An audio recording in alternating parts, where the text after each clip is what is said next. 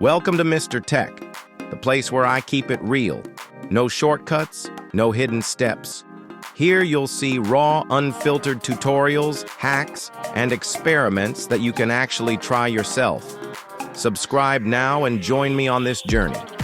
Let's dive in. So first open the terminal in Kali and type touch and the name you should give.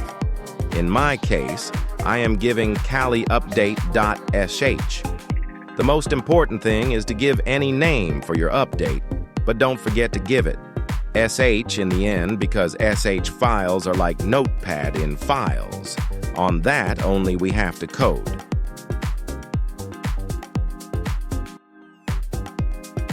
Once the file is created, type ls to confirm the file is created properly.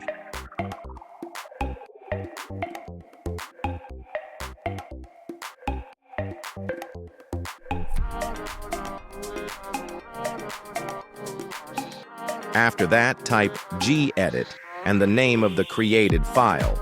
In this case, I am giving gedit Kali update2.sh. Since I have already created it, I am showing how to create it for you guys.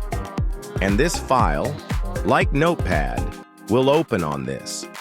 You guys have to do some coding. Don't worry guys, I got you. I have already coded this. You guys have to copy and paste it all. The codes are in the description. Copy the code and paste it. Once you have pasted it, save the file and close the file.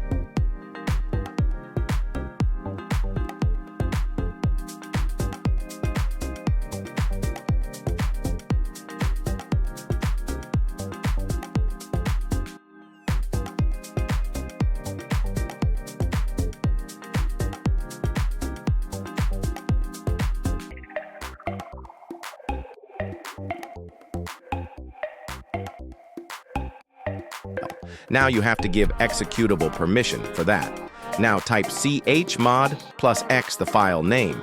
In this case, I am giving Kali update2.sh. Once the file permission is given, now type ls. To execute this, you should go to the root and execute.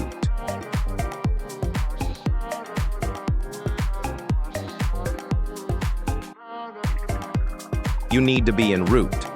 To move to root, you have to type sudo su, and it will ask for the Kali password, and once you type it, you will be the root user. Type ls.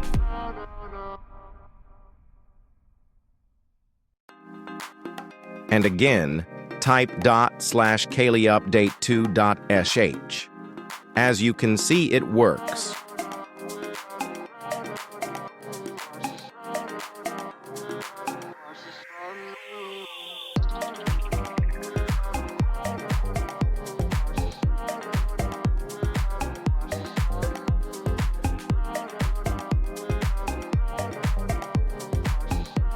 If you found this video helpful, make sure to hit that subscribe button and turn on the bell.